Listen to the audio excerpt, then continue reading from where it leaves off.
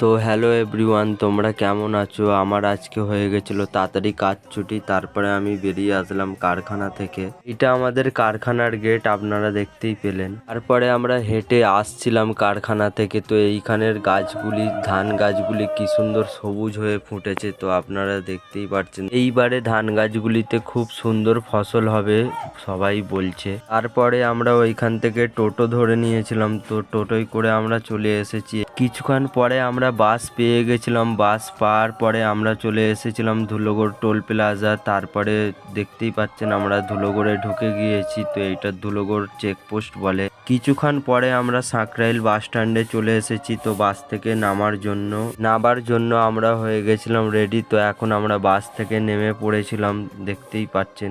তারপরে আমরা চলে এসেছিলাম সাঁকরাইল স্টেশনে। তো আমি এখন উঠছি ওভারব্রিজ থেকে সাঁকরাইল স্টেশন। আর এইখানে একটি মালগাড়িতে কি লোড হয়েছিল সাদা চুনের মতো, তো আপনারা দেখে বলবেন কমেন্ট করে এটা কি। সাঁকরাইল স্টেশনে তারপরে পৌঁছে